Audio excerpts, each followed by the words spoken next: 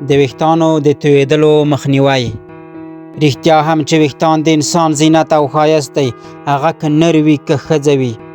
خو په اوس وخت کې د ښځو په پرتله نران ډېر د ویښتانو د ستونزو سره مخ دي او ویښتان یې تویېږي، چې په دې سره هر ځوان خورا ډېر ځورېږي او ورته خفه کېږي. خو تاسو تشویش مه کوئ، په دې ویډیو کې مې تاسو ته ټولې هغه حل لارې ښودلې چې تاسو د ویښتانو د تویېدلو مخنیوی به وکړي. که دا ویډیو تر پایه وګورئ نو کیدای شي د ویښتانو ستونزه مو حل شي او ښایسته ویښتان به ولرئ. د هر څه د مخه که تر اوسه په تاسو کې چا زموږ یوټیوب چینل نه وي سبسکرایب کړی نو هیله کوم در سره سبسکرایب یې کړئ تر څو زموږ نور ګټور معلومات له لاسه ورنه کړئ. ډیری کسانو ته د ویښتانو اوږدېدل یا د ویښتانو صافوالی او یا هم رنګ مهم نه دی، بلکې دوی غواړي چې ویښتان یې توی نشي او له دې مصیبت څخه ځان خلاص کړي او ښایسته ویښتان ولري. لومړی به تاسو ته د ویښتانو د تویېدلو لاملونه در وښیم او وروسته به یې په درملنه خبرې وکړم. د ویښتانو د تویېدلو یو غټ لامل تشویش یا اندېښنه کول دي. دویم لامل یې په بدن کې د هغو ځینو ویټامینونو کمښت دی چې د ویښتانو اړوند وي او همدارنګه هورمونیکي ستونزې هم کیدای شي. د ویښتانو د تویېدلو دریم لامل بې کیفیته شامپو کارول دي او همدارنګه نور تولیدات کارول دي.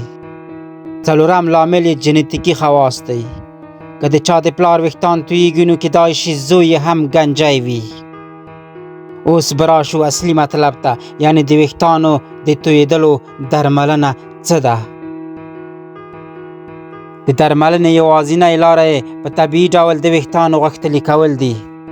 د ویښتانو د برخې ډاکټران د لاندنیو موادو د کارولو سپارښتنه کوي. زینک د ویښتانو راخیجولو کې مهم رول لري. وسپنه ویښتانو ته د اکسیجن رسولو دنده لري او له تویېدو څخه یې مخنیوی کوي. ویټامین سی د ویښتانو غښتلتیا کې مهم رول لوبوي. ویټامین ای د نویو ویښتانو رامنځته کېدو لامل کېږي.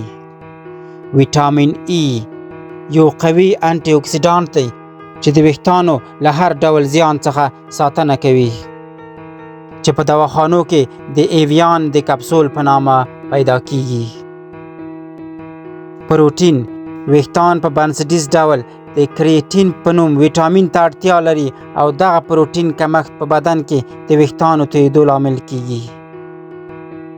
اوس پوښتنه دا ده چې څنګه پورته شوي ویټامینونه پیدا کړو، یعنی په کومو خواړو کې موندل کیږي تر څو یې وخورو او ویښتان مو قوي کړو او د تویېدلو څخه یې وژغورو.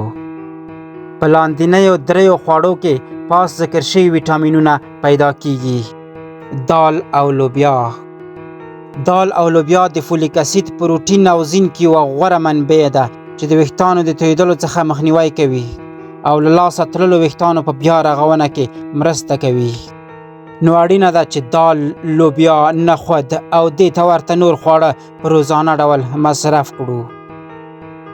د ویښتانو تویېدو درملنې لپاره د دالو ماسک برابرول. یوه قاشوغه اوړه شوي دال، یوه قاشوغه ماستې او یوه قاشوغه غوړ سره مکس کړئ او د 10 دقیقو لپاره یې په سر پرېږدئ. خواږه کچالو.